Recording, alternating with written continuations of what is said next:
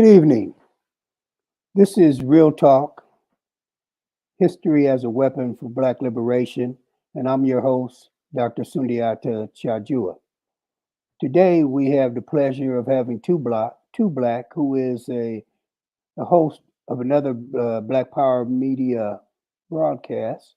And what I want to do now is kind of introduce two black, and then I'll bring him on. He is a poet, traveling and teaching artist, an author who fuses historical content, current events, creative practice, and interpersonal interaction on international stages. Two Black blends a critical analysis with biting sarcasm. He has headlined various stages and events, including the historic New Eurekan Poets Cafe in New York City, Princeton University, and the Johannesburg Theater in South Africa. His words have been published in online publications such as Black Agenda Report, Left Voice, Blackivity, and Hood Communists. He was born and raised in Indiana. Currently, he lives in Indianapolis. He also hosts the Black Myths podcast on the Black Power Media Network, and he is an unapologetically radical Black web show. Uh, he hosted that. He produced that by Sharice Burden-Stelly and Dr. Layla Brown, and he is a member of the Defense Committee to Free the Pendleton 10, a committee that is dedicated to the freedom of Indiana political prisoners John Balagoon Cole and Christopher Naeem Trotter. And we're going to talk about the work on that defense committee. We're going to talk about the new documentary film that he's produced on the Pendleton 2. But first, we want to begin by getting to know a little something about our brother. So let me bring him on. Brother Two Black, I always try and begin the show with a discussion of the background of the guest. So I'm interested in how you became Two Black, right? I'm gonna go out on a limb and speculate that your parents didn't name you Two Black. So I'm gonna Of guess that course. somewhere your consciousness Mm, led you to take that appellation. So yeah. here's what I want to do, and let me remind you of a couple of things, right? Um, I do interrupt in Mm, order to steer the conversation, right? And in order to get things succinct. But I also want you to be comprehensive. So, my first kind of question to you is this: you were born and raised in Indiana, and I take it from the bio, not Indianapolis. So, can you tell us where you were born and raised? Can you talk about that time period? Can you talk about the social historical context of the things that you were involved in? And can you talk about your class background and how those things came together to produce the man today that we know as Two Black, the poet and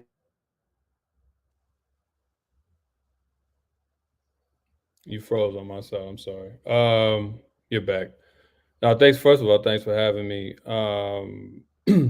Yeah, I'm initially from a city called Muncie, Indiana. That's about an hour outside of Indianapolis. That's for people who trying to give people points of reference. That's Ball State University for people. Ball State University for some folks in the Midwest who may know. David Letterman went there. The guy that started Papa John's went there. I'm just giving people references. It's not a very large city. I mean, it used to be more than a college town when I was born. So it was a factory city that also housed a college. Now it's become a college town.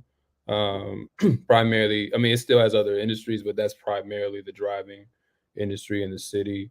Um, so yeah, for me, I was, my parents is pretty humble backgrounds.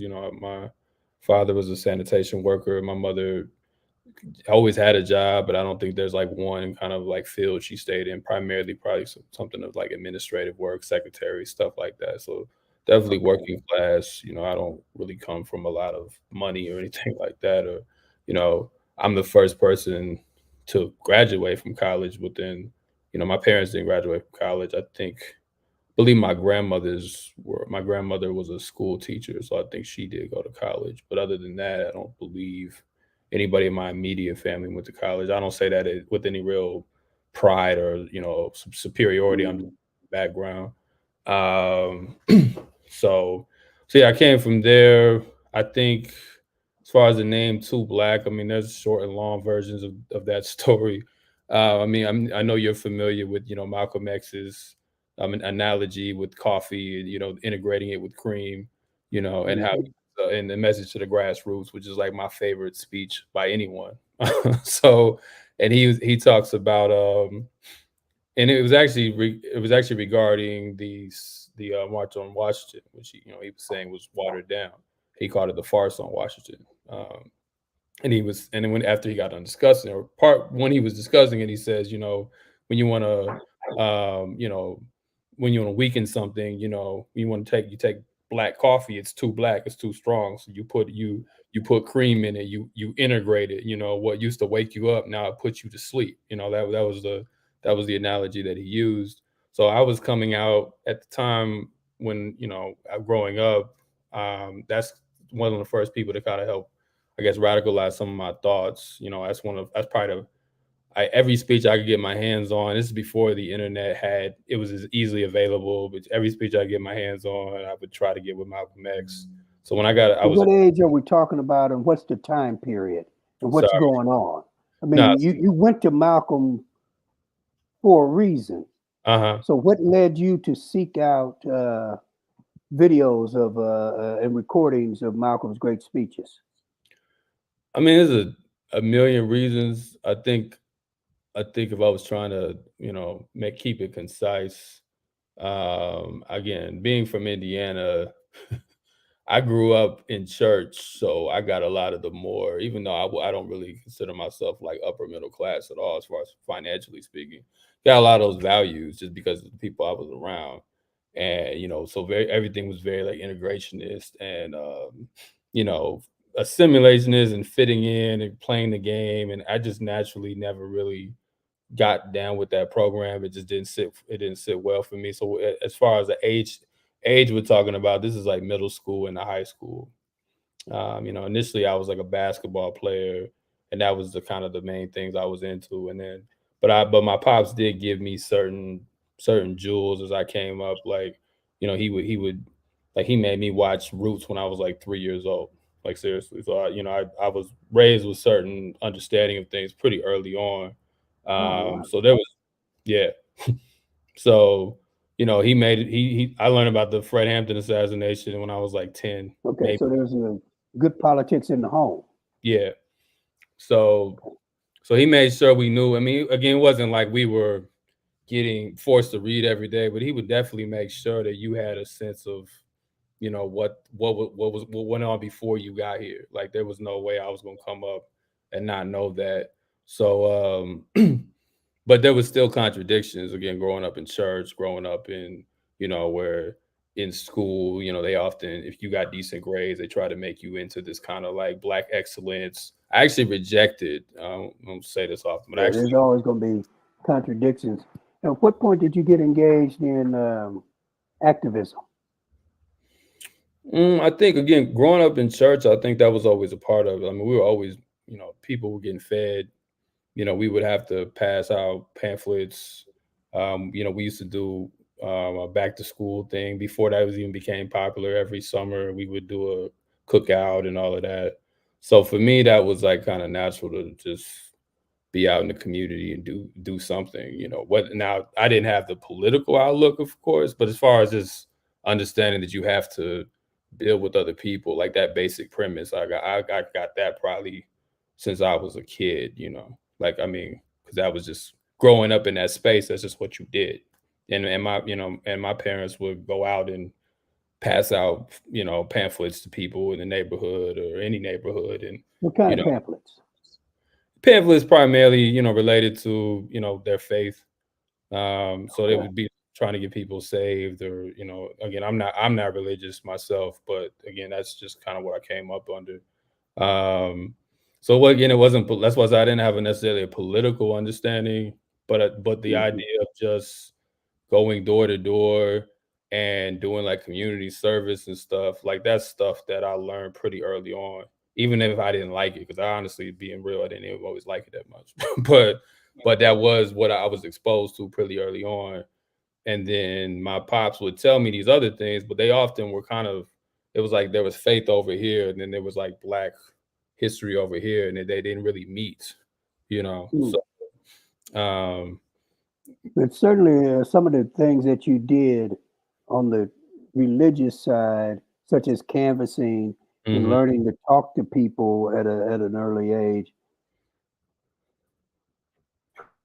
seamlessly to politics once you moved in that direction. right.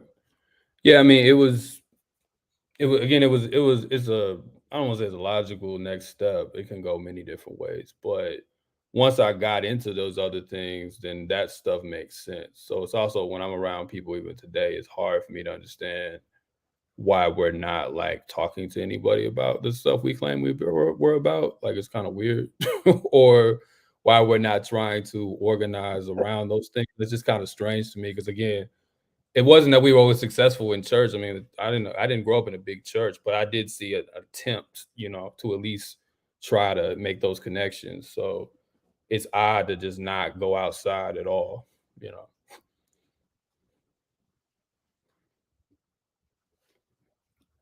I think there's a bit of a delay on my side.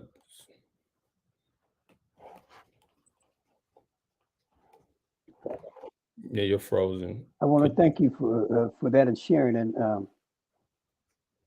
I now want to talk a little bit about your podcast. mhm, And I'm fairly certain that many of the people who are online with us that they watch Black Myths podcast, but that's a unique name, right? Black Myths.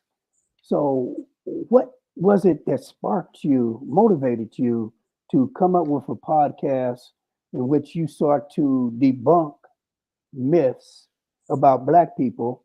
And one of the things I've picked up is that it's not just the racist myths, but it's also myths that we have created in our pain and suffering to mhm, tell about ourselves. So, can you talk mhm. about why you came up with that concept and what you're doing on the show? Yeah, so I think often when people want to resolve certain issues, they want to resolve problems, and I think people mean well, but if your framework is bad, like if the way you frame the issue is based on things that literally aren't true, then you're gonna go somewhere totally off the road. Like you're gonna crash, you're gonna get missed. It's just gonna go wrong. You know what I mean? So, so for me, I Yeah, was realizing it's that not going to go yeah, well for you. mm-mm. So it's like I was realizing there was a tendency to frame issues that Black African people face here and around the world under like premises that just don't hold up, and people build entire infrastructures around these myths, like like buying black and circulation of the black dollar and Willie Lynch letters and just different stuff. People build entire their whole understanding of why black people do something is based on the Willie Lynch letter, you know, or it's based on some weak science that doesn't actually explain anything. So yeah, like you said, it's not just maybe what some racist white person says, even though that's where ultimately all these things come from, but we'll pick these things up and think that these things are going to liberate somebody. So for us, it was just about helping people reframe how they understand the world. Because if you want to do anything about the material world, your framework has to be on point, and you can work through those contradictions and you can struggle through those things. I'm not saying everything has to be figured out. I think that's ideal is, but you still need to have some framework that helps you get towards the goal of whatever you're trying to do. I'm just saying whatever, because that could be for whatever listener on whatever topic. And if you don't have that figured out, it's just gonna go wrong. And even speaking how I grew up around a lot of people moving on myths that just don't. they don't work. They don't actually achieve the goal people say they're gonna do. They confuse people. Mhm. They traumatize folks. Like they just throw you on again. They throw you off the road. So for us, we can't resolve all of that through one show. But for us, we wanted to create something that helps work through some of So that, but let's not. take up one of Go those ahead. one of those myths, right? Um, the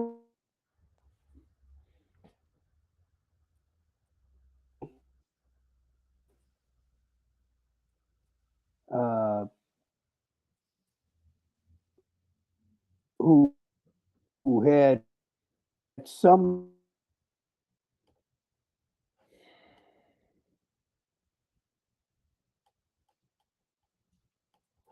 historically accurate, that there's a broader truth that justified clinging to that myth.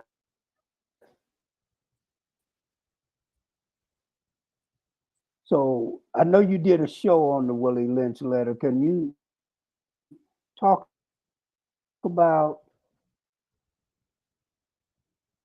whether a real, and B, does it justify mythology? Okay, you're kind of cutting out on my side. Yeah. Yeah. So I only heard a little bit of that question. Uh, Were you able to hear the question? I heard a little bit. I think I understand what you were saying. I think you said I only heard a little bit, but it's something of the fact that even though the letter's not real, there's people will say there's certain things that are, I Okay. guess, the I'm, essence of I'm, it is I'm real. Was that? yeah. What I guess what I'm trying to ask is this: we know that the Willie Lynch letter is not a historical document, Hmm. and it's obvious once you read it because of contemporary language Hmm. and the fact that the people that they claim, you can't find them in the historical record; they don't exist, Yeah. right? Yeah. Um, so when I began to point that out to people, one response was, of course, the double down, but Mm. the broader response was to put forward an argument that while the particulars might not be historically accurate, that there was a broader truth Hmm. that was reflected in the document. So what I'm asking is, like I said, I've watched the show, so I know you're very good at debunking these things in a very sensitive and teaching manner. So Hmm. how did you respond if how would you respond if someone approached you still pushing the Willie Lynch letter? Yeah, when we did the show, actually, when we debunked it, we actually broke it into two different ways because I knew that was a response. I've heard that one. So we did the historical side, which is like what you said, as far as like the language used in the letter they didn't use that language at the time. You can't find these people. There's even other things like there would if as a historian, there would be all kinds of documentation that this meeting happened. There would be hotel logs, there would be meetings, there would be letters back and forth from each other. None of that exists, and there would probably have been more than one meeting for people to come from different places because these are plantation owners who often are absentee, so they would have to come from wherever in the world on a boat. There wasn't planes and all of this, and they had to come to an area to hear a speech that was maybe 45 minutes, right? Like that's a lot. So they probably would have had a week of festivities, and there would have been records of these things, and there are no records of any of these things. So we dealt with that historically, that just doesn't hold up, even though some folks have tried to, like you said, some people will double down on that. And then there is the question of the sentiment, and and when you read through the actual letter, a lot of that doesn't really hold up either, respectfully. Like it just like some of the stuff that they talked about, pitting people against each other on the plantations. There's no Hmm. specific examples. And when you go back again to the history, slave owners did right because this is like management science, right? I'm talking about slave plantations, management science. They wrote in their journals how to actually manage Yeah, slaves. yeah, they did. And a lot of those management tactics that they write about in the letter, that doesn't those aren't even some of those things didn't even happen during slavery. Some of those things are Right, exaggerated. Some of those things only happen on certain plantations. They weren't like regular practices. Lynching, even in and of itself, doesn't even make sense because why would you want to kill property? Right? Like that wasn't something that they did as often as they did post slavery because there was money in keeping the people alive. It doesn't mean folks didn't die. And then there's a certain undertone of homophobia in the letter too, that there's this kind of a feminization of black men, that we want to be like mm, women, teach the women to be independent. Why would you teach a slave to be independent? You know what I mean? Like none of this makes any sense, even on the right, premise that right, people argue. Why would, so that, right. why would you teach any slave to be independent? That doesn't make any sense. So that's a shot at a different era of whatever beef people have with those independent women. That's something else. When people say it contributes to the black family breaking down, and it explains that. Well, black people were married in droves for most of the time, until we get into like the 60s and 70s and we start seeing the divorce rates go up. Right.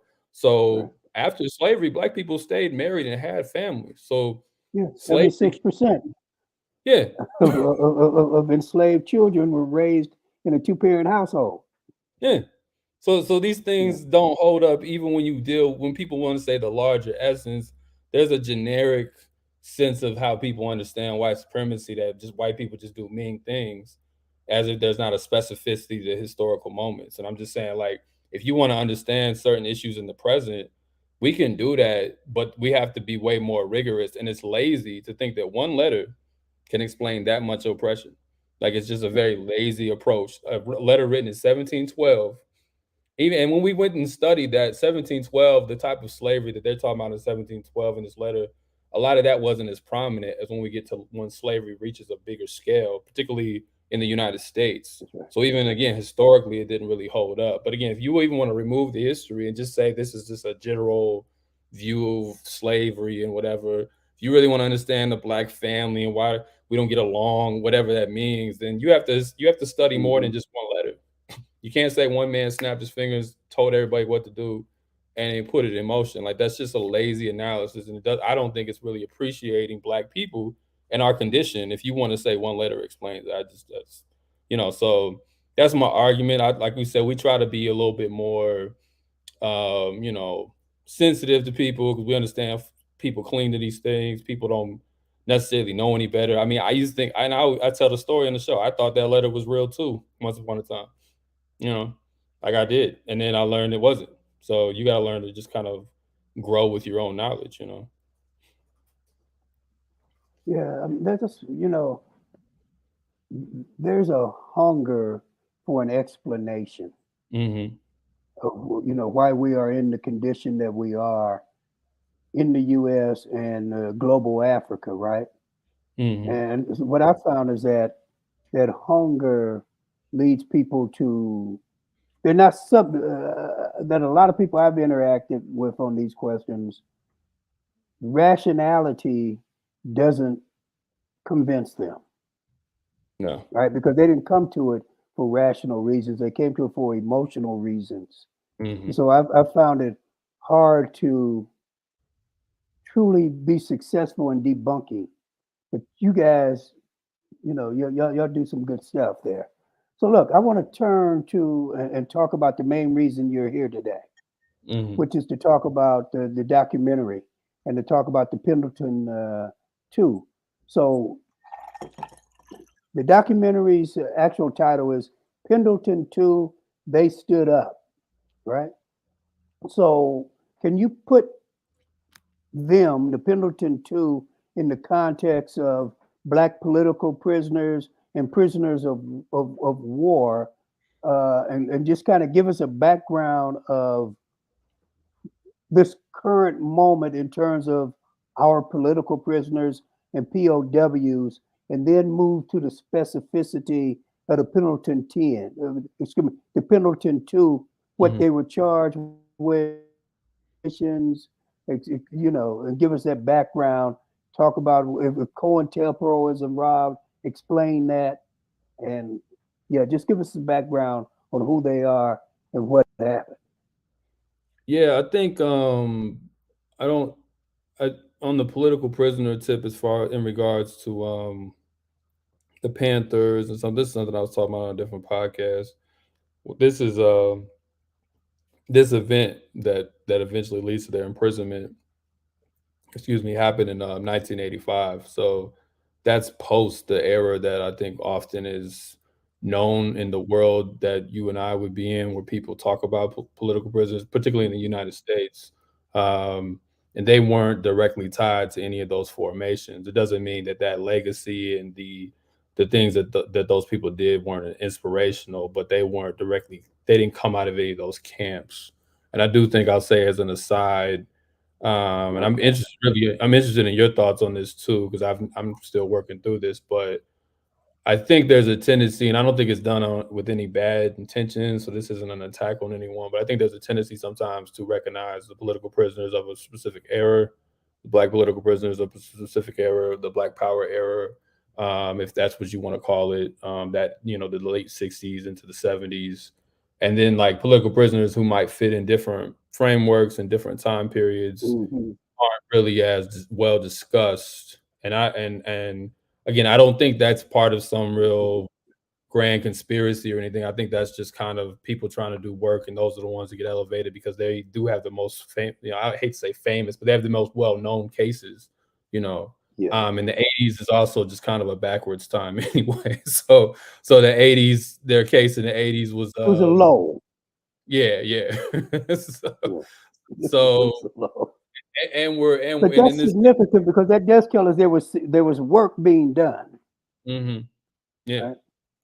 So Yeah, can you and talk about who John Belagoon Cole and my other brother's name, Naeem Trotter, Christopher Naeem uh, Trotter. Christopher Naeem Trotter? Who were they? Mhm. What's their background? And what were they incarcerated for? Yeah, so What's the they were in allegation? mhm. Yeah, they were in, Pendleton Correctional Facility here in Indiana. That's a city called Pendleton. At the time, it was called Indiana Reformatory. Since it's in Madison County, for those who know Indiana, there would be like Anderson or something like that. That's the bigger city in that county. Um, and I want to note, and this is noted in the documentary, I need to say this more. They were doing organizing prior to the incident that I'm about to get into. And I just think that this is important to emphasize because when we tell this story, it's even though this was not a planned event, I do want to say that as well. It's not like they didn't have a certain level of consciousness to respond to the conditions that were in front of them. So they were already had a group called the Black Dragons that was kind of young in its existence, but they were trying to, they had mutual aid for prisoners. They would give people Hmm. commissary. They would give people care packages. They had their own political education. They had self defense, and their goal was to really unify the prisoners. In this particular instance, because the prison was mad racist. I mean, it wasn't any kind of covert racism. Like they choke people in their cells, call you nigger any day. Like this is the kind of stuff they were dealing with. So for them, they felt like they needed to form some kind of formation to deal with that. Hmm. Hmm. So it had its own contradictions. I've talked to them, but they said they were still working it out. So this is it. That's already happening prior, and then there had also been, you know, uprisings and rebellions in other prisons not too long before this one in '85. There's one in Michigan City. If you really go even back to 1969, there was a shooting by the prisoners, a bunch of, or excuse me, by the prison guards. There was a bunch of prisoners who went into the yard and they were protesting. They weren't even. They were. This is completely nonviolent, I believe. And again, and this is at Pendleton. The prison guards shot in.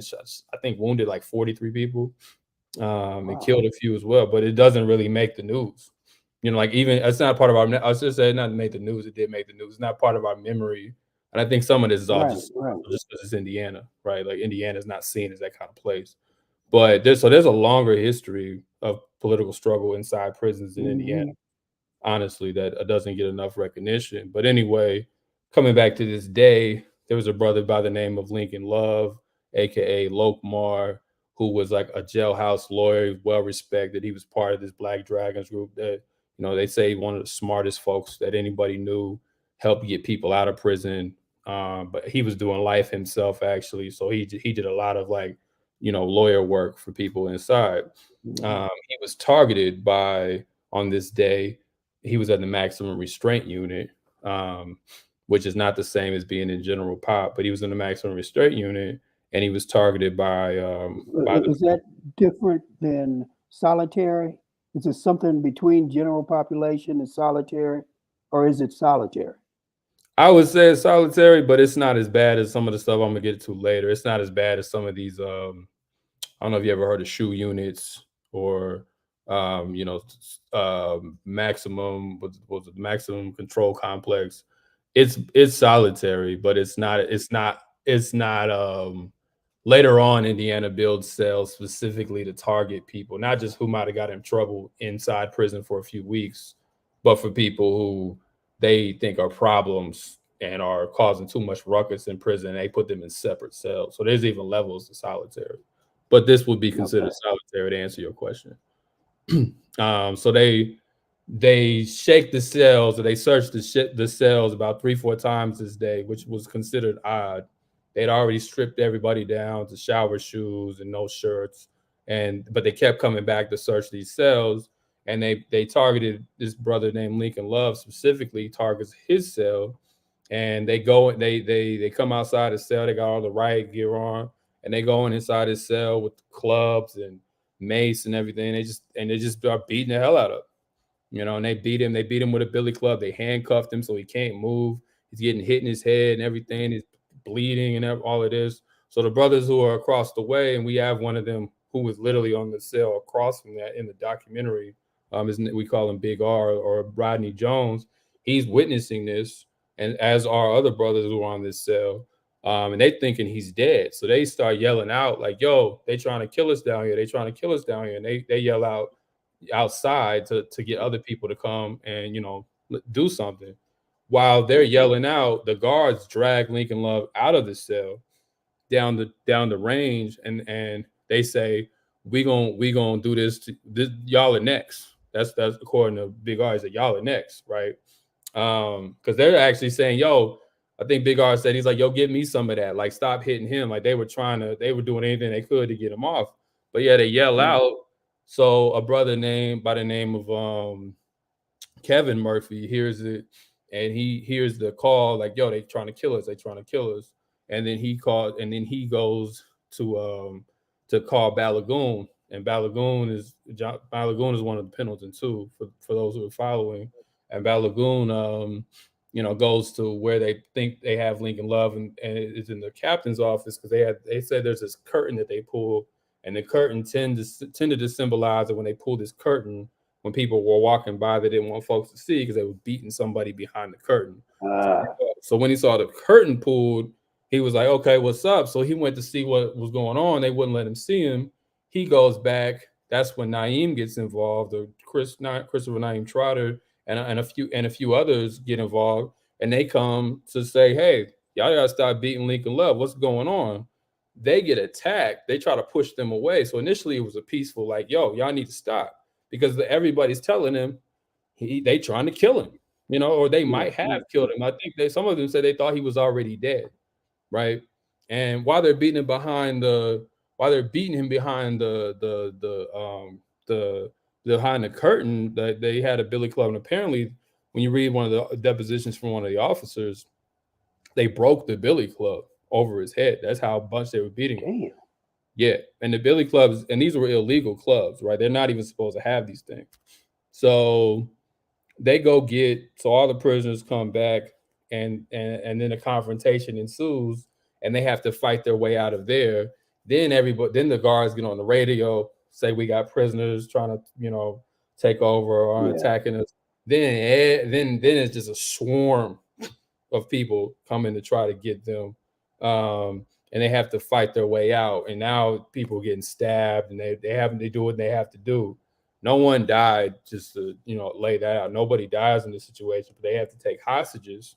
Once they take hostages, They take hostages to sneak into cell house J, because if they didn't take hostages, they were like they were Yeah. gonna kill us, right? So Yeah. we had to do Yeah. this out of self defense. They were, and when you talk to them, neither one of them glorified. It's like we did this because they were like, no, we did this, bro, because we didn't think we could live. And they said the order was to kill them, just like the order was to kill Lincoln Love. So they break into the cell house. They had about 14 different demands that they listed. They called the national media, the Indianapolis Star, the Indianapolis Recorder, which is a black newspaper. They have them come in as witnesses. The National Guard comes in, and they called like I said, they called the radio. They had demands like, more rec time, better food, more sanitary conditions, hire some black guards, all of this. Um, Next thing after those 15 hours, they resolved the issue. They're not even resolved the issue. They came to an agreement.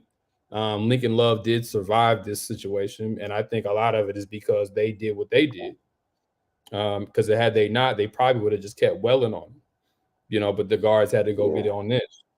Um, So did so he maintain his capacities? yes, Did he recover and have full mental capacities? Because I know to my, so many brothers like Charles Cohen. mhm. It took years, maybe a decade before he really recovered. I think that they said they put him back in his cell that night. I think he was taken to the infirmary. They put him back in his cell that night after this happened, and Lincoln Love still engaged in other struggles later, like he engaged in a hunger strike. So he was able to do so he was able to still go. Now, unfortunately, he ends up passing from COVID in 2020 because he was still locked up. Yeah. So, When I first heard the story, I didn't know that. It was tough to hear that because for a while I didn't know that happened. So yeah, coming back to the story, they take over the cell house after 15 hours. They negotiate. They say there will be no reprisals for what they've done, but that wasn't true because once they get to trial, um, shooting before they put the trial, now they're in the hole, and all of them were in the hole. And for Balagoon and Naeem, this was the beginning of solitary confinement. so now when Uh, is it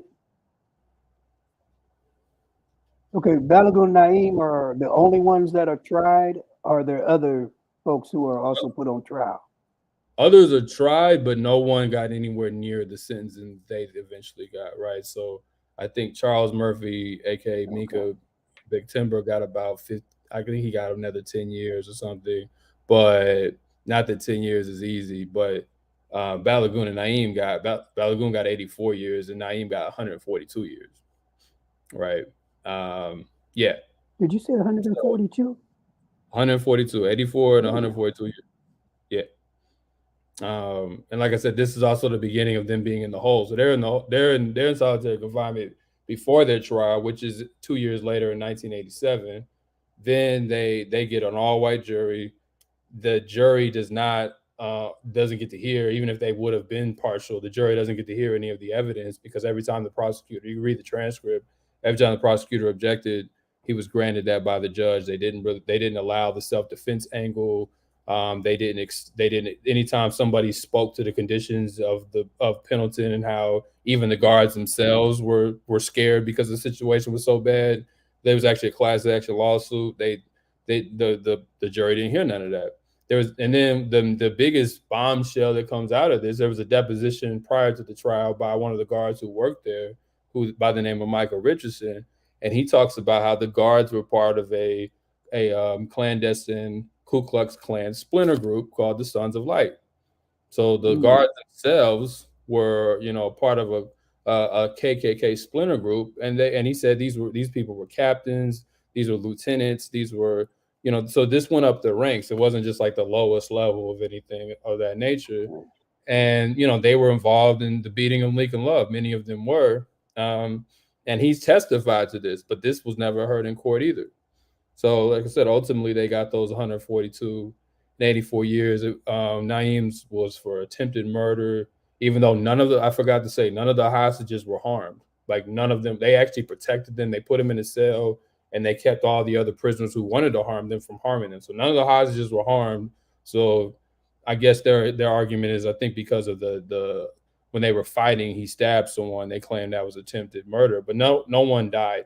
Nobody even came near death, honestly, except for Lincoln Love. No one Mm. else, even saw death. But he got attempted murder and solitary confinement, and then but they made each sentence run separately. So solitary confinement, Mm. four different charges for solitary confinement. Same thing with Balagoon, got four different charges for solitary confinement.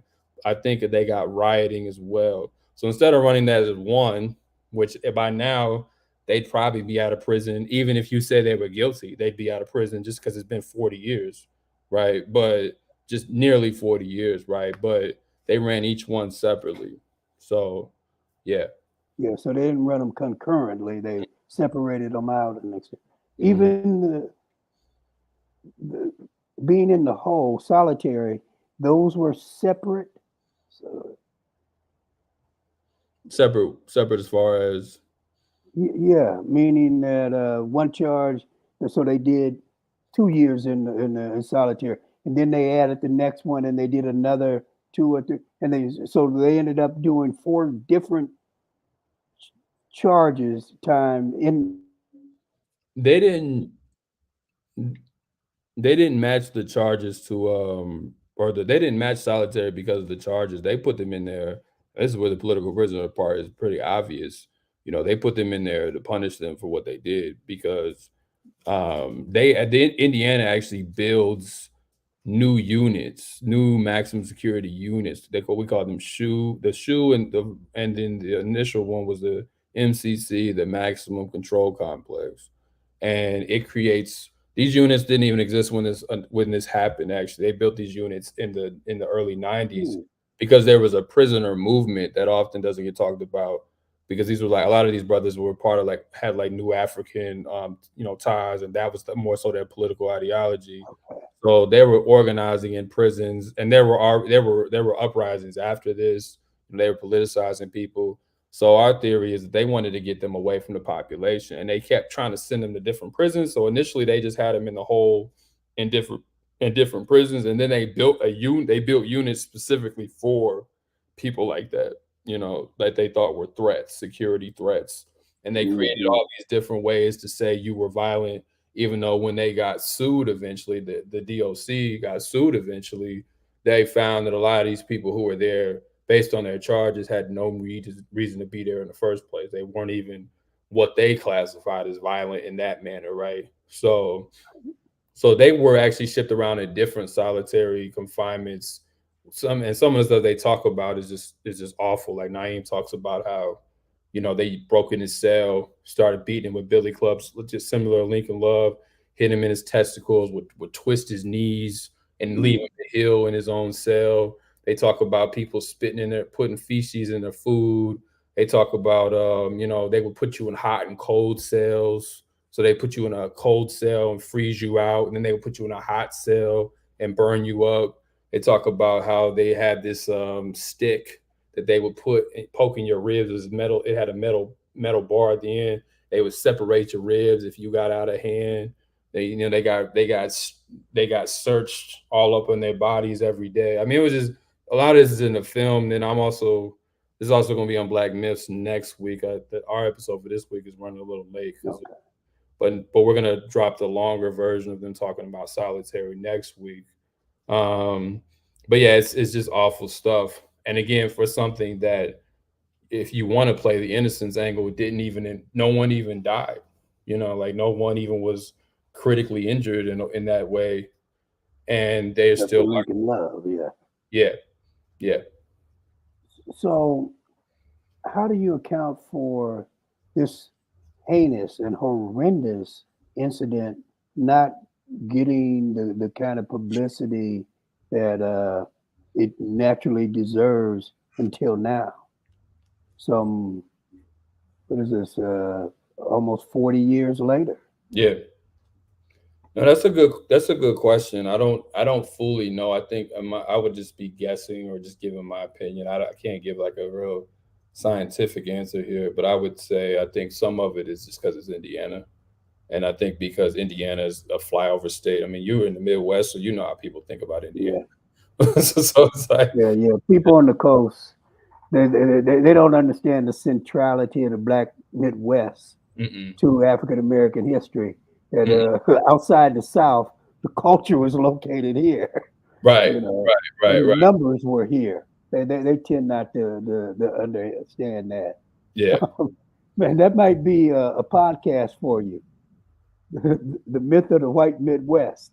Oh yeah, you might be onto something. Honestly, yeah, that truly, I will tell my crew about that because yeah, it's like, I mean, yeah, and most of these brothers from Indianapolis. I mean, they were one of them was telling me how they said Indianapolis and Gary were like the United States and Russia. They were the superpowers back then. If you were from Indianapolis or you were from Gary, that was considered like that was the most. Those are the people who everybody looked up to. Like, so there's Yeah, plenty of black yeah. folks in these places, but yeah, there's this myth that we don't really do it like that, and then some of it is earned. I mean, I know here in Indianapolis, when Dr. King was assassinated, and they still love to celebrate this.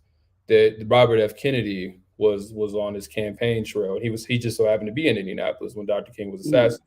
So he announces it at his speech that he was giving that day, and we don't riot, and it's often credited because he got everybody to settle down, and they have a memorial of this shit, because they celebrated like he got like we were a city who didn't riot, and it's taught like we should take pride in that, right? So there's Oh also yeah.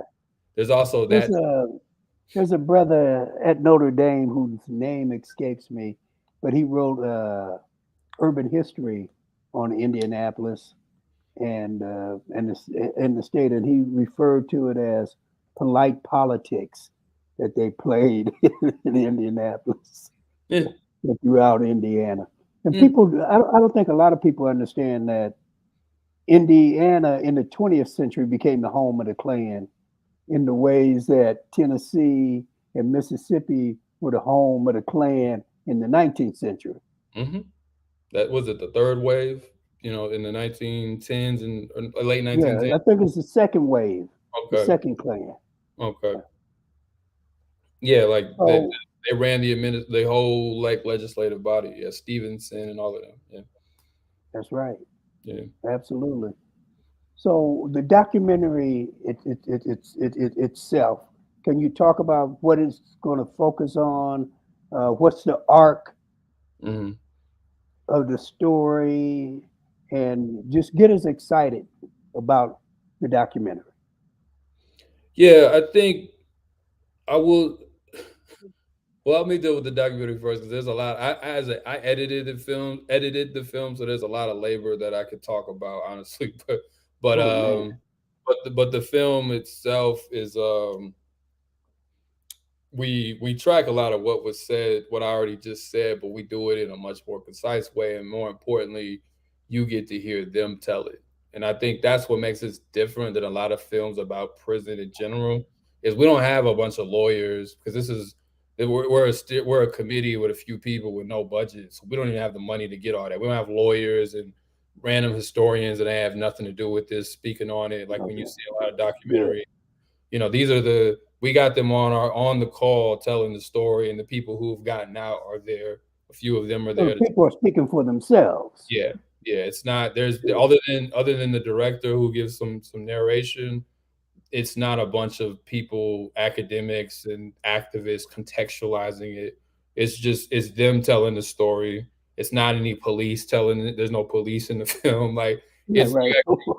yeah, you actually Yeah, get to yeah, hear from the Pendleton too, and the people who loved them and knew them. You get to hear from them, and you get to hear them tell the story. And I think I'm not saying that type of film hasn't happened, but when I listen to a lot of media on prisoners, it's filtered yeah, through the professionals, right? And, yeah. and in this case, the professionals are behind the scenes editing or trying to get people to watch it. We're not in the film like that. You know what I mean? Like I'm not in the film at all, other than you might hear me in a few interviews say, or something like that. I'm not other than that, Right, I'm not in right. it at all. Like we're there to give them let them tell the story. And we have corroborating evidence, we have the deposition, we have the newspaper articles to show that they're not just making stuff up. we put all that on the screen. But as far as the story itself, you really get to hear from them, and I think that's what's most important. I do think that's a novel approach. I'm just thinking about the documentaries that I've seen. Like you say, they get extraneous academics and famous people, celebrities, and just stick them in there, Mm-hmm. often, you know, talking nonsense. Yeah, and I mean, I don't know how much you're into sports, but I ain't gonna call anybody out specifically, but we got the sports documentaries. There's always a certain academics that show up in every sports film about black athletes, without Yeah. name.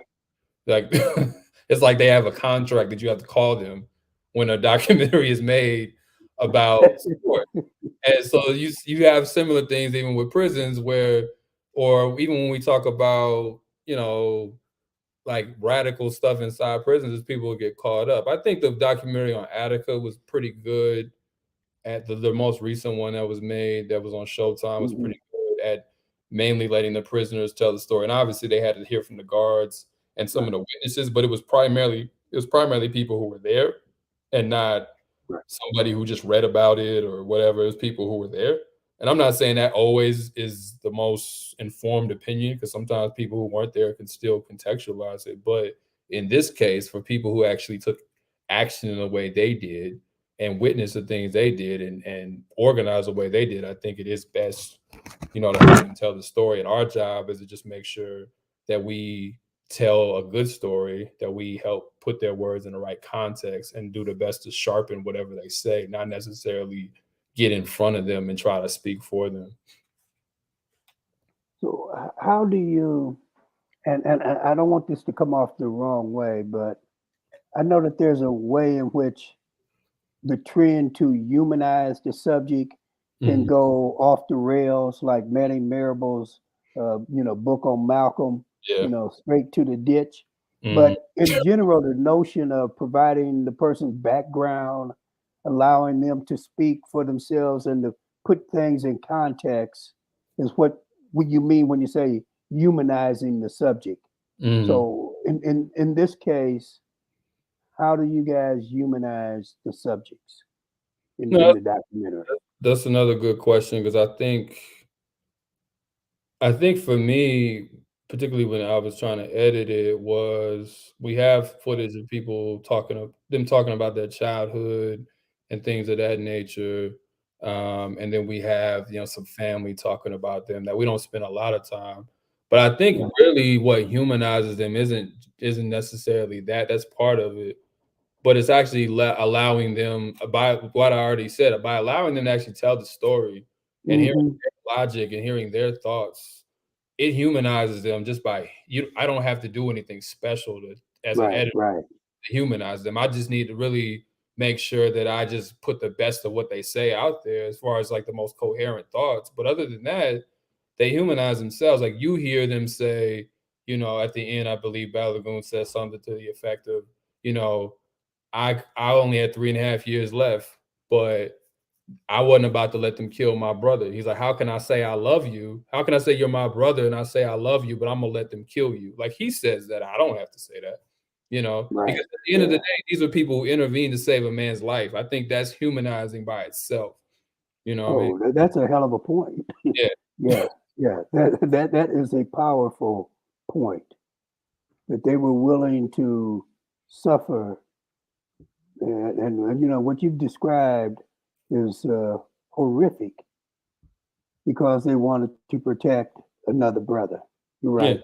That Yeah. speaks to the question of their humanity, in a Right. profound way. Right. Absolutely. Absolutely. Yeah, we don't have to go out of our way to, like, I know what you mean. Like, when you go out of your way to try to point to people's innocence, even when maybe what they did doesn't fit the confines of what the state determines is innocent, you go out of your way to show that they had a hard background, or, and that's why they did what they did. And I mean, again, it's important for people to know where they come from, but we're not trying to make a case. We think what they did was, for us as a committee and as a producer and editor, Yeah. we think what they did was justified. Like we agree with the logic of what, like we're not, you Right, know, we're not right. we're not going to argue the other side of it. We think what they did was justified. We think it makes sense to intervene, and we think and we wish more people would do what they did, you know? Absolutely. So we don't have any quarrels with that. You know, yeah, you have to fact check stuff because everybody doesn't remember everything the same way. You got to make sure you get those Hmm. kind of things right. And that's why I said the newspaper articles were helpful to show that there is some word of what they're saying, even if it's not the same interpretation of what someone else said. You got to do that stuff. But at the end of the day, like it's a, that's why we said they stood up. They made a real sacrifice. Naeem only had 3 months left on his sentence, and he's the one with 442 years, and he intervened. So, you know, I don't. They speak. It speaks for themselves. Yeah. That they were willing to do that, and you hear and I've talked to them obviously more than just what's in the film. So you know, like I know. I don't want to say I know these men super well because I haven't been a part of this forever, but I'm saying I know them well enough to know like these are men of integrity. You know, these are men who honestly, if they wanted to have snitched on somebody or became, part of some prison raid of on someone else. They could have done Hmm. it. These these are people who, you know, probably could have said that they were wrong for what they did, and they maintain, they have, they thought what they did was right. And at this point, the argument is essentially, even if you do think that, that they were wrong, they've been in prison long enough. They've already That's right.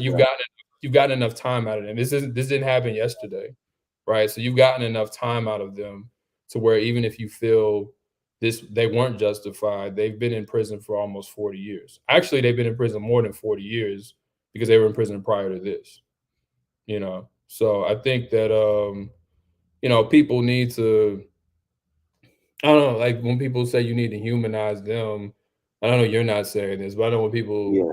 are looking for that. And the part of even editing the film was trying to show that, like, I don't know, when I edited the film, I wanted to do more than just get people's sympathy, like, oh my God, this is so terrible. I wanted Yeah. people Yeah. That was going to be my next question.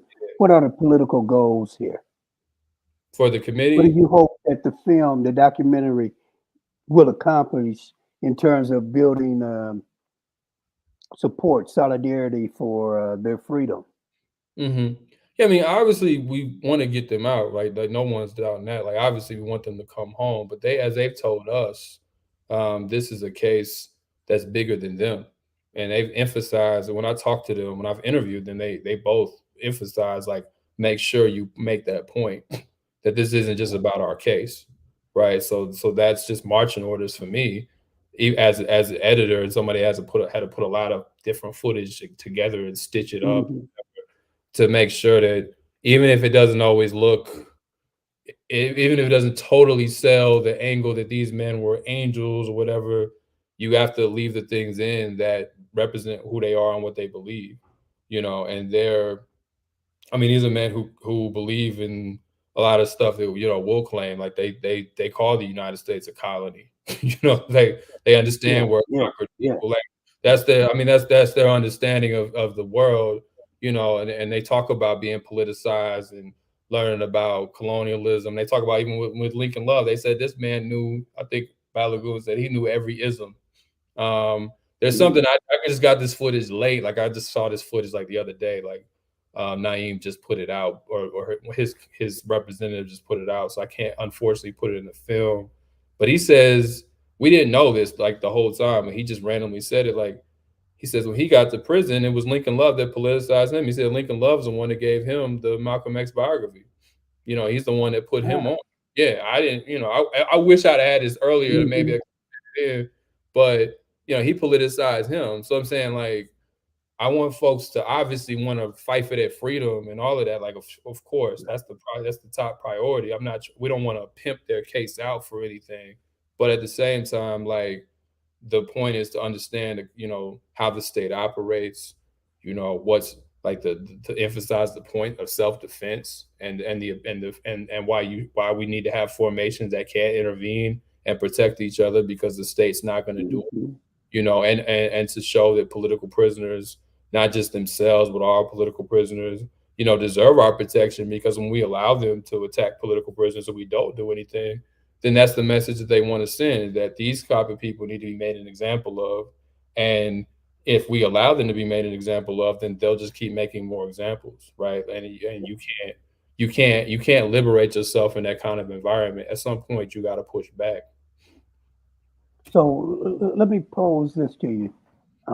There are folk who seek to make a distinction between folks who were outside Hmm. and were engaged in political activity and the state rolls down on them versus people who were inside and were politicized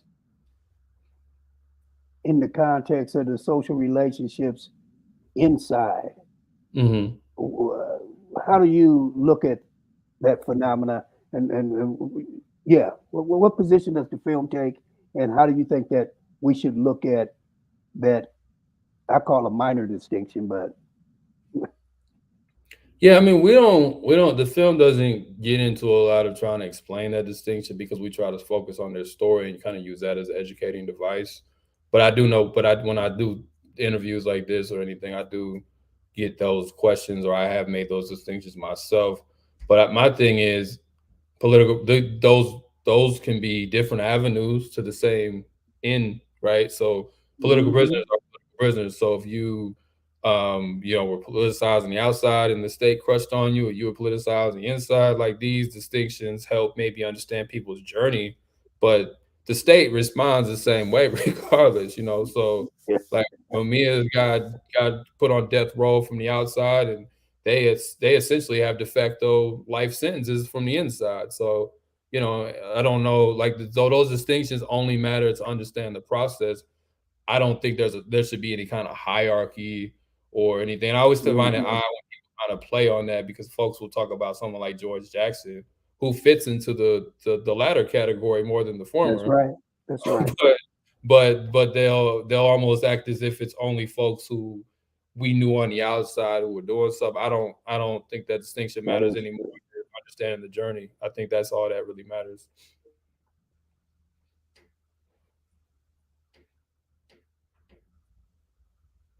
so. Can you say what can people do? Right? How can we spread Hmm. the message of the film? How can we get access to it after you do the online premiere? Uh, how could like here I am in Champaign, Urbana.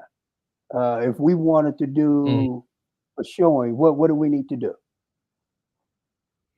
Yeah, so at the end of the film, there's like I think there's something that says pendleton2.com, which don't go to that right now. When the film is up online, it'll be up. But this is but as of literally right now, just reach out to me. Don't do that. But in a week, that website will be up. But the goal, yeah, contact us. We actually have a form that we send people. We just made it, and it asks just basic questions. Are you an organization? Are you an individual? Do you have the capacity to screen? Do you have like an audience? Do you have the technology? Um, what do you kind of represent, et cetera, et cetera. But you contact us, the committee, because again, I'm not here as an individual. I'm here as part of a committee, the defense Mhm. for the Pendleton too. So you contact us, and we'll correspond with you, and we can send you the film.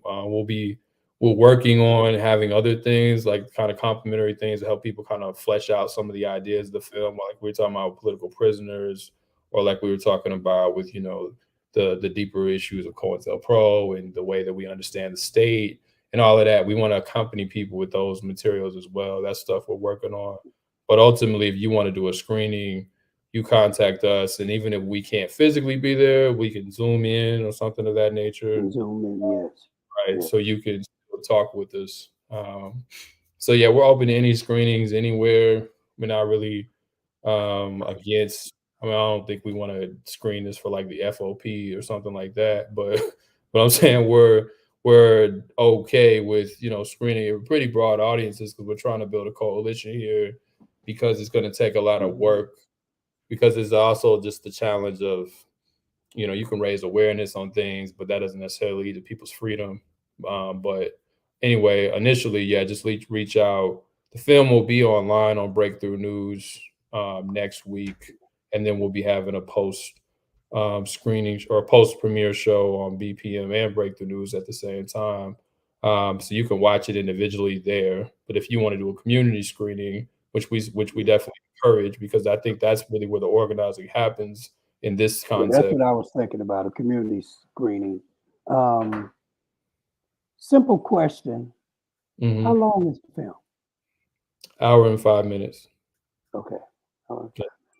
yeah, it's not that long, and that's including credits and everything. So Yeah, no, that's what a good documentary is, right? About an hour.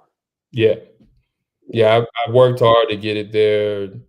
It only went over a little bit of that because the solitary confinement was just hard to keep. I was trying to keep every section under 10 minutes. That section was just hard to keep under 10 minutes. There was just so much stuff that they experienced. That's honestly why I went over. It's just that section and maybe a little bit here and there, but primarily it's that section. But yeah, hour and 5 minutes, I believe. I think an hour, 5 minutes, and 48 seconds, or maybe an hour and 6 minutes to be technically correct. But something. Yeah, yeah. So, which makes a good time for a classroom presentation. Mhm. Yeah, we Um, wanted it to be succinct. We wanted again, there was no need to be it used to be 50 minutes, but we added this solitary section. So that's really what pushed it into an hour.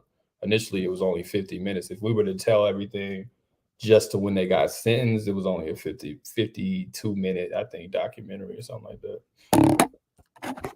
so let's, i- uh, if you have anything else that you want to say about the film and the committee work, please do. Otherwise, I want to kind of change the conversation. Okay, I'll say one more thing, just since I have the chance to talk about it. Me, obviously, we want all the support and stuff, but I guess just thinking about the organizing standpoint of it all. Um, I don't know, just with this case. I mean, I haven't been organizing my whole life or anything, so I don't think I'm some top tier organizer. But I do find it interesting that when you're doing an actual thing, like you're actually doing something that requires you to Mhm. do the contradictions you read about, it doesn't receive as much. And I don't care about the attention, but I just find it interesting about how that's not as well like put up in the air as something we should celebrate as when we're talking about the kind of general theory of something, right? I just find that Yeah.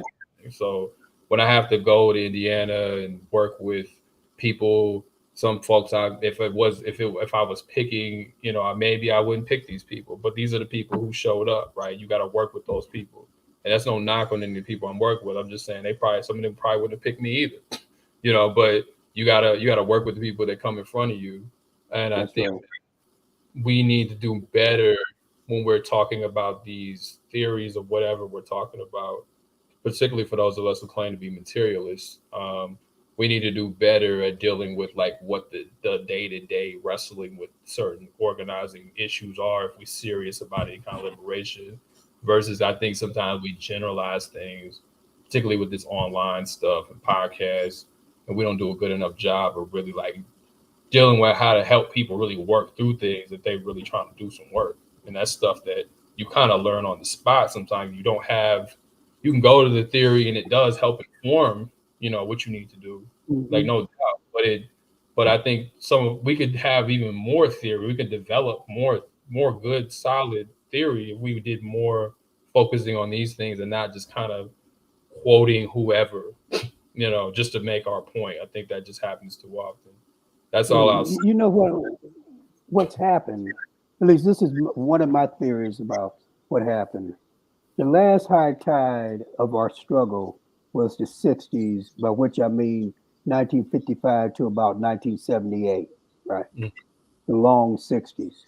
And in that high tide, it was people who were engaged in day to day struggle mhm, who wrote books, essays, recorded, records, Kwame Ture, that kind of thing, and that was massive. You rarely had an academic who was involved, because you didn't have that many black academics. We Mm, now have a situation where it's not activists who are speaking, it's academics who are speaking, and much of what they have to say, whether it's verbally or in print, is abstract because they mm, don't have direct connections to social movements because they're not members of organizations, right? mm, And that's one of the reasons why one could say that we live at a moment that is rich in theory. I'm not talking about the quality of it, but the quantity of it, right, but right, right. that it's not helpful. Yeah, It's not helpful. yeah. No, I think that's a good theory, or on it, because I think again, I'm not even mad at all academics or anything like that. It's just that there is going to be an emphasis on the general point because usually it's someone looking back at a time they weren't alive, or somebody looking at, even if someone's looking at something contemporarily, it's after they've already done it, or it's maybe I'm interviewing them as a journalist kind of thing, but you're just not steeped in it, Hmm. and and so as I think you see with Black Lives Matter, it's interesting. I mean, this is just my opinion. I don't. There really hasn't been a lot of good theories that have came out of it. It's like as far as like Yeah, things with tools we can use to really understand in this my current time, there really hasn't been a lot of good theories, and even good history, honestly, but definitely not theories that have really came out yeah. of this time period. Like it just hasn't And happened because certainly it's a not lot. analysis of the political economy. Mm-mm. Mm-mm. You Yeah, know, it's been a lot of like just people I think who are just happy to have a modern movement to write about, and I think that's like they're just happy that they can write about something that's happening in their time and not like they don't have to keep writing about the '60s or something. They can write about yeah, today, and they can try to make these comparisons and show how this is similar to that. They can call it back to King, and there's a lot of that kind of generic, lazy, literature. And I think trying to really theorize, like you said, in about the political economy and the material reality of today. I don't really think I think we really dropped the ball. Speaking of people around my age, I think we really dropped the ball on that, honestly. And I don't know how to resolve that. And I don't even put that all on academics, but I just don't think, I don't like, what is the premier book that came out of BLM? That is really like the book you need to read to understand the time. Like you know, what would that book even be? yeah. Yeah. Yeah. Yeah. Even if you say, what's the premier essay, Yeah. pamphlet, I'm, I'm at a loss. Yeah. I mean, there's Yeah. a few that Yeah. there's a I don't believe that there is a theoretical contribution. Nah, there's a few that I like to read, but I'm saying like the way we will still read Black Power, Politics of Liberation. Is there an equivalent to that book? And I don't think there is one. Like, it's just it's No, just not. Yeah. no. And, the autobiographies were powerful then. Hmm. Um, James Foreman's autobiography, Seals, Huey's, Asata's. Hmm. There's nothing being produced like that. And I think it has something to do with the nature of the actual experience in struggle and before. But yeah, so that's an issue. I want to kind of flip Hmm. slightly.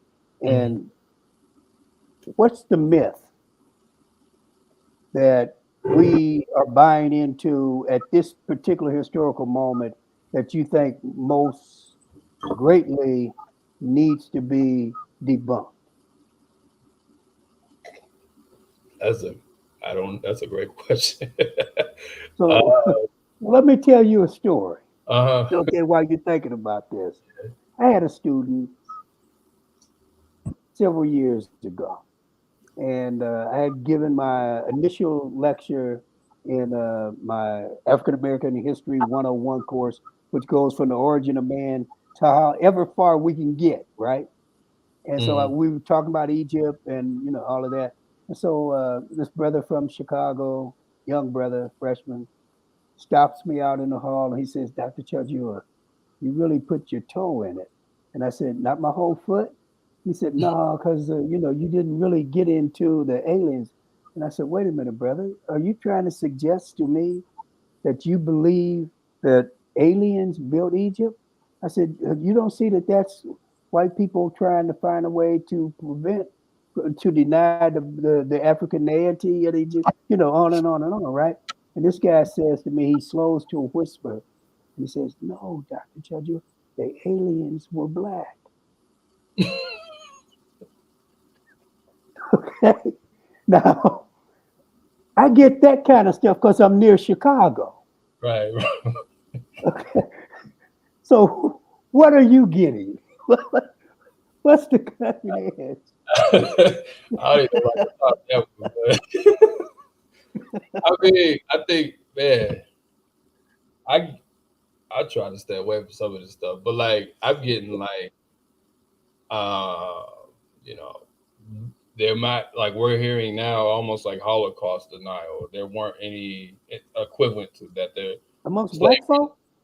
Yeah, there's people walking around calling themselves FBA, and they their argument is we're actually indigenous people, not like a few of us, but like by and large, not like a Wow. few who might have been here prior to, but like in slavery, either if it did happen is way overblown or it did, and depending on who you talk to, it didn't happen. I don't even really want to do an episode on this because I don't even want to uphold. KRS One said that to me. Say who said that to you? I had KRS One here as part of a Oh, conference, and he pulled me aside and said, "Look, in my talk, I'm going to say that slavery either never existed or is continuing now. What do you think?" And I said, "Don't say that, brother." And he surely went out and said it. Surely said it. yeah, I would have kicked him off the stage for that, So, but yeah, I I don't know. I think what we how we think about myths, because there's a lot of different myths.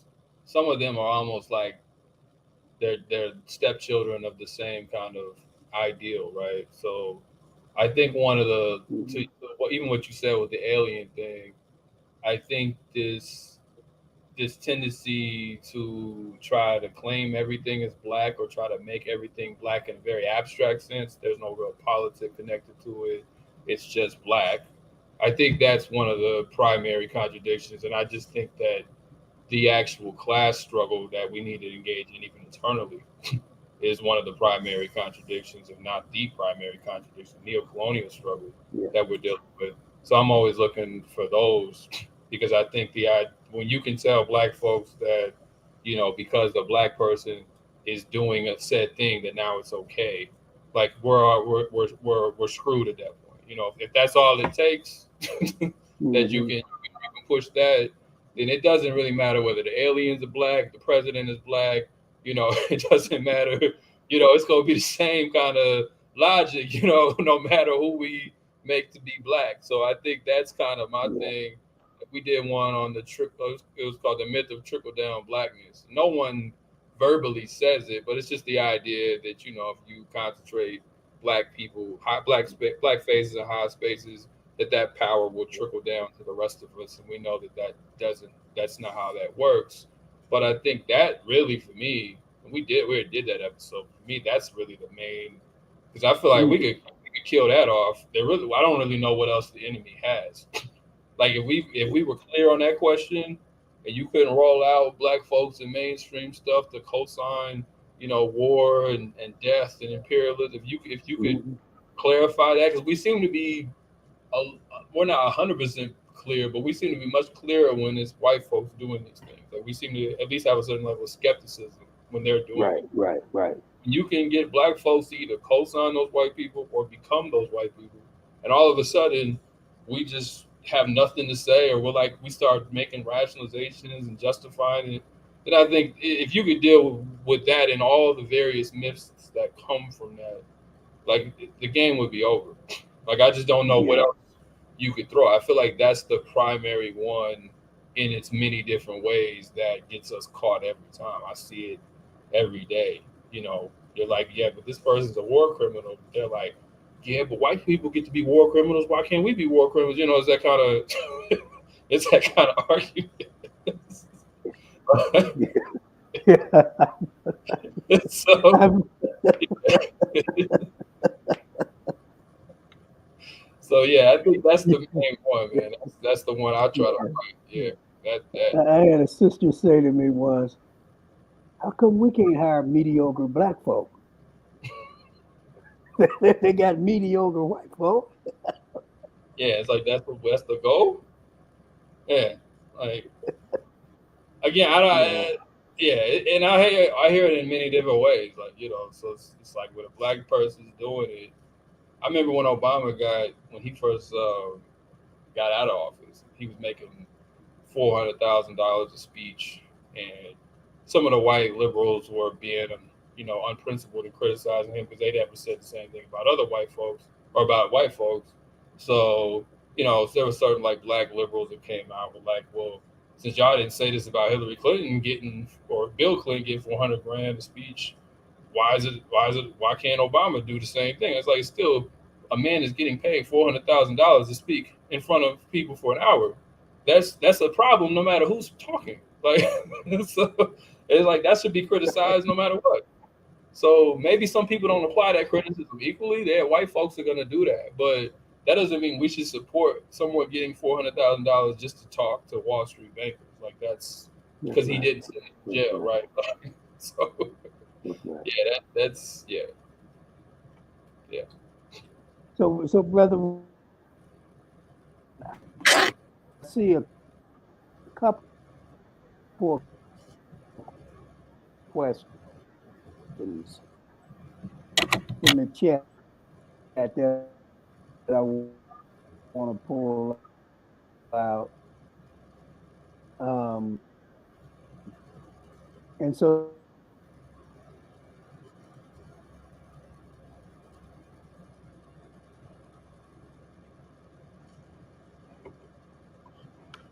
okay, he's back. So one question is they want you to comment on black people who claim not to be of African descent. Yeah, I don't know. Yeah, that goes with probably with what I was saying earlier, where people think that we're indigenous or foundational Black Americans. Again, these things are ahistorical, right? So I don't really know. That's why I said on our show I don't even really want to cover this myth because one of our rules is something that has to rise to a level of popularity beyond just like a very niche sector. I don't think most Black people believe that. Um, but I think there are a few Black folks on Mm-hmm. Twitter or whatever who believe that they have no relationship with Africa. And I think some people, to be fair, I don't think all of them are just trolls or whatever. Some people legitimately don't feel any connection to Africa for whatever reason. And as we said, we did a show actually. We did a myth. The myth was Africa ain't got nothing to do with me. And even if you don't feel culturally tied to Africa, that's between you and whatever. Your material reality is still tied to Africa. Like the phone you're watching this on, the materials in that phone came from Africa. Like Mm-hmm. your ability to be exploited here is tied to the way that Africa could be exploited. So even if you don't culturally feel any connection, the liberation of Africa still is tied to you, even if you want to dress totally different than Africans in whatever nation, or never speak that language, or never do all the culturally fine. But your material reality is still tied to the fact that there's a certain assignment to your skin, or at least your phenotype and the way you look, and it's really not about those things, but there's a certain assignment that's given to delegate where resources should go. And as long as people who have that assignment are at the bottom, then you're probably going to share that bottom with them. You know, so Yes, so you sir. need to. No, no, Yeah, that's right. yeah, Whatever you think your identity is, society, if society has a position on your identity, that's going to carry a lot more weight than what you got in your head. yeah. Absolutely. Absolutely. So, so I'm not seeing any other questions. But I would ask, uh, it's 8:26. Do you have a kind of a concluding comment that you want to leave us with? Mm, I guess coming back to the Pendleton too, obviously, excuse me, obviously watch the documentary. Um, engage in the material. Um, there'll be, like I said, there's going to be a Black Myths episode. Not this month. We're doing the myth of tough on crime, so we deal with just that straight on, and we deal with, and then we deal with we have an interview on the brothers Do in you have a date? the one this week will drop Saturday, and then the one with the actual torture, solitary confinement will drop next Friday. Will be the day after the documentary drops.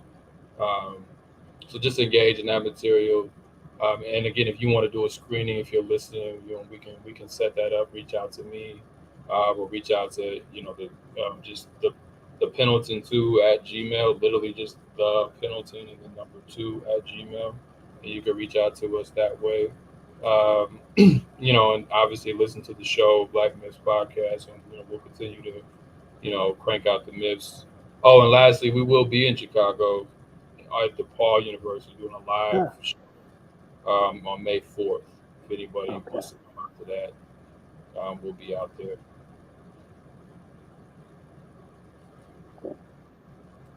I want to thank you so much for coming on the show, and I'm looking forward to seeing the documentary film.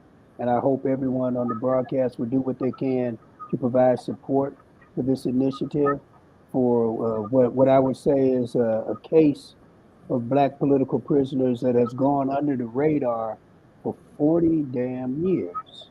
Yeah, Right?